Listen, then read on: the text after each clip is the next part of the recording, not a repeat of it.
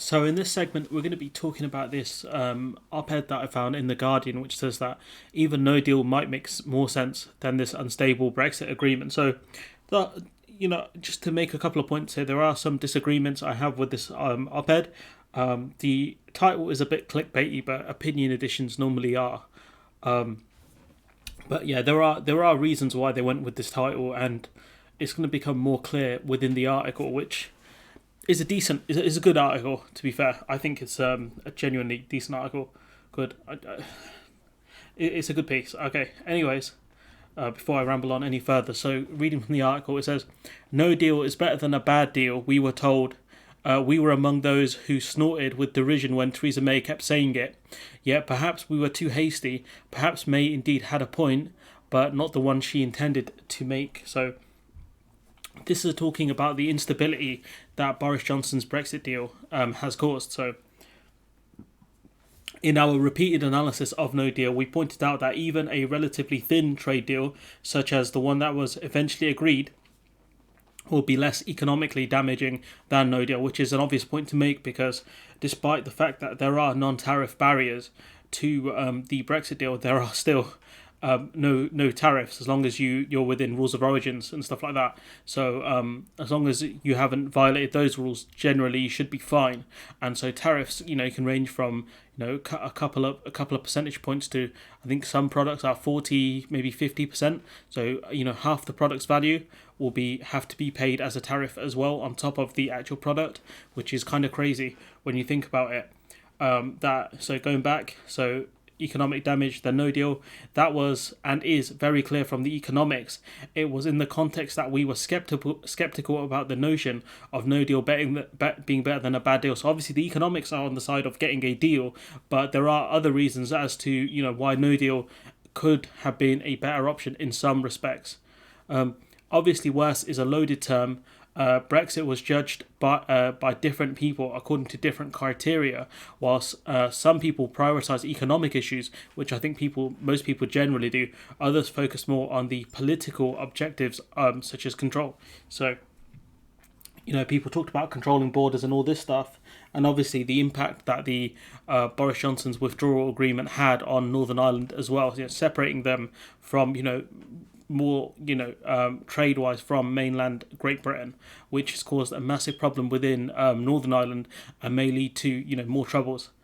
Without a deal, we anticipated that the subsequent recriminations would scar relations between the EU and its member states on one side, and the UK on the other, for the foreseeable future. So yeah, the deal has caused fractions between the UK and the EU. A deal, however, even as an objectively bad one.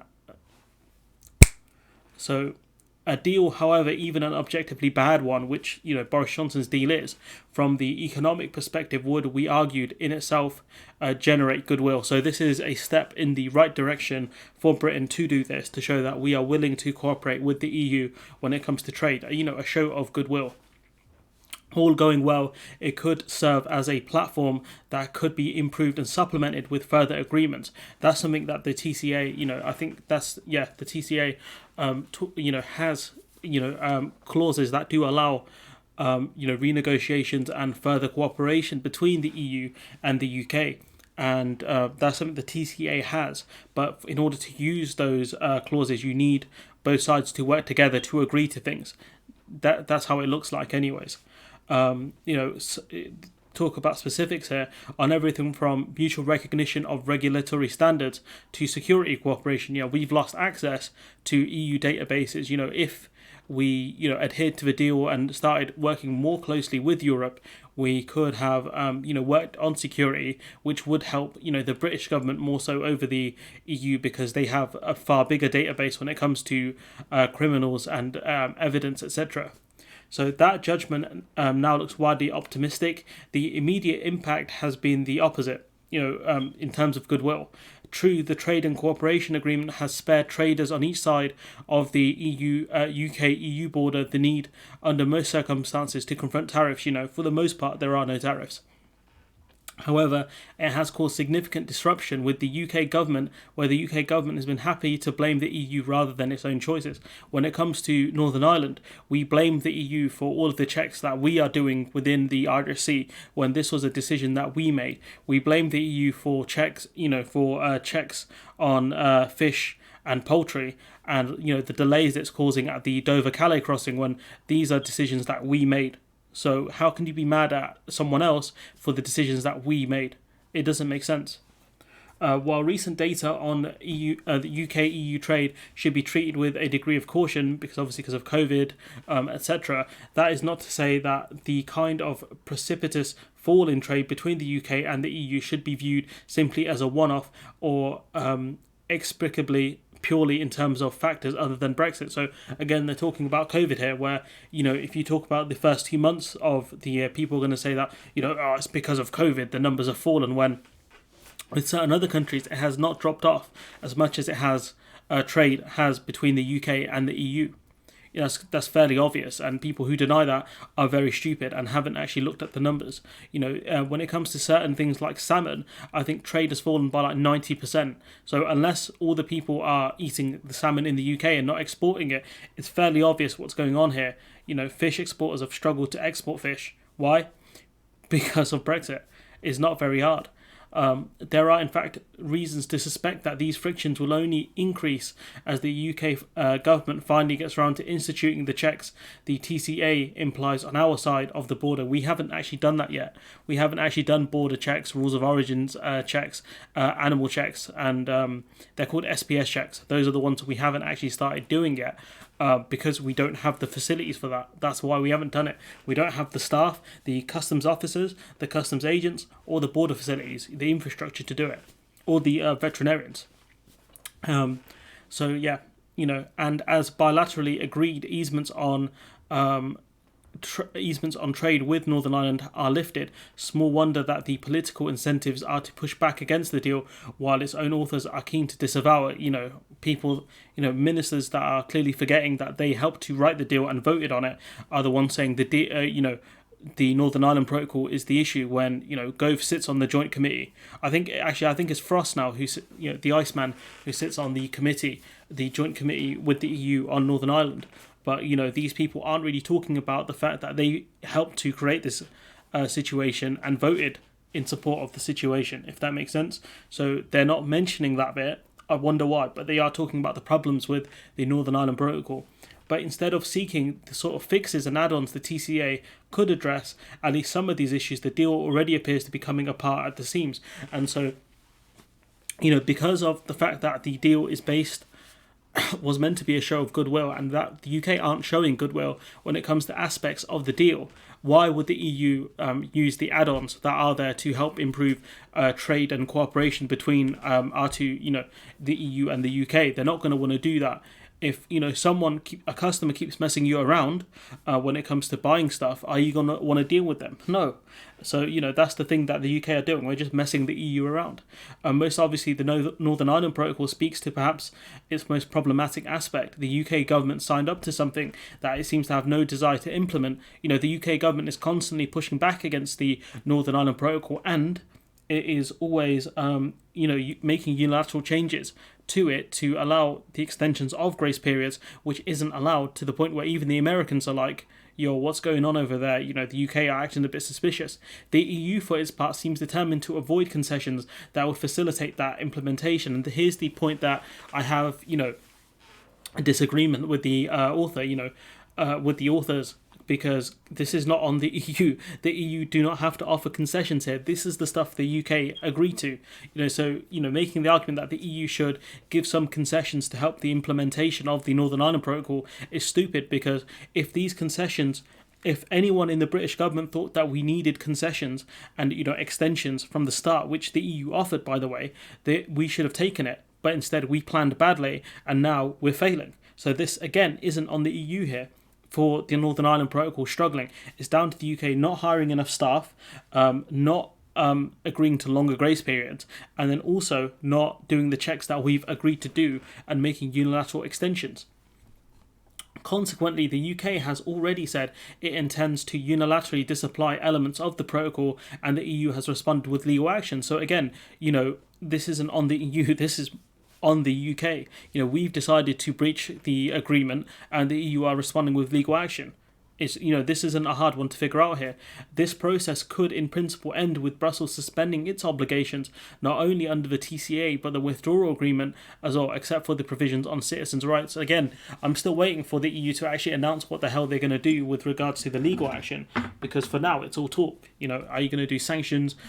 What are you going to do with regards to legal action over this? As we have a standoff including already considerable disruption of trade and significant uncertainty about how things might develop in the future, it is a situation made worse by the UK decision to withhold full diplomatic recognition from the EU ambassador in London. I don't get why we've done that. Also, the fact that we haven't actually allowed the EU to set up offices within Northern Ireland, another stupid and very petty thing that the UK have done. Further that to Gove calling these the desire for offices within Northern Ireland, he called it a mini EU embassy. Like, bruv, why are you trying to inflame tensions, Michael? As a result, UK officials in Brussels are being effectively shunned by their EU counterparts. Again, you could say this is the EU being petty, but the UK started this, and at the end of the day, diplomacy is a two-way street. You have to give in order to receive, and the UK are deciding to be douchebags. So what do you expect you're going to get in return? The atmosphere may not be exactly war, but it's not certainly not jaw, which I don't know what jaw means, but we're not at man the battle stations here, but we are at a position where things are going to get very ropey for both sides, but moreover the UK, especially if I doubt the EU Parliament will vote against the TCA, but they are going to keep delaying it, which does increase a bit of uncertainty. But with the UK are basically going to put the EU in a position where the EU will be forced to make a decision, and if they do not make a decision, it's going to make the EU look weak on the world stage. And so I don't know what von der Leyen or the rest of the gang are going to do with that. Let me know in the comments what you think that you could do in response to the UK's rule breaking. And do not forget that however improbable the risk of no deal still hangs over the Brexit process, the European Parliament has not ratified the TCA, which is something that we've spoken about, and it remains unlikely that MEPs would vote down the deal while it still enjoys support from member states. So as long as the member states still back the deal, the MEPs would find it a much tougher time to reject the deal or not to ratify the deal. Despite there is a current atmosphere between the EU and the UK where tensions are running high. At best, this would mean a continued sword of Damocles over the trade with the EU, but again, I don't think the EU will make that move. I don't think the EU Parliament will make that move, but that's my opinion. So what did we mean when May... what did the authors of the article mean when they said May might be right after all? Not that the TCA in its legal and economic provisions are worse than no deal, they aren't, but that it risks being an inherently unstable equilibrium that could be designed to provoke and exacerbate political and diplomatic conflicts between the EU and the UK. No deal might actually be the only deal that works, because if we go to no deal, it pretty much resets everything, apart from I think we still have to uphold the Northern Ireland agreement because it's part of the Withdrawal Act, which is a whole different thing. But if we go to no deal, right, everything pretty much resets apart from Northern Ireland. It means that the only way to improve trade and cooperation is to go from there and to figure out which bits can we agree on with the EU. The current state of this deal means that because parts of it are based on goodwill when it comes to Northern Ireland and stuff like that, means that because one side does not have the will to implement the Northern Ireland Protocol and they refuse to do it properly, means that the EU are going to be constantly forced into taking action to in reply to the UK's actions. And so because of this, it does create tensions within the two groups, the EU and the UK. If that makes sense to everyone, that because this agreement is based in goodwill and signing the TCA is a sign of goodwill, despite these things, the UK are not showing that goodwill to implement, the things that we are meant to implement properly, and therefore, it creates more tension. Rather than if we went to no deal, that tension, apart from with Northern Ireland, wouldn't exist, because of the fact that we're not arguing over anything really, are we? Because we don't have any agreements in place. I hope that makes sense, anyways, to people listening. And we've got the great one, Dr. Anna Jewa-Zeska, saying that generating goodwill works better if you don't actively try to undermine it in the background. She cites the two people writing on this, how the TCA was supposed to demonstrate the UK and EU can still work together, and the point being is that fundamentally we can't work together, because one side of the agreement, one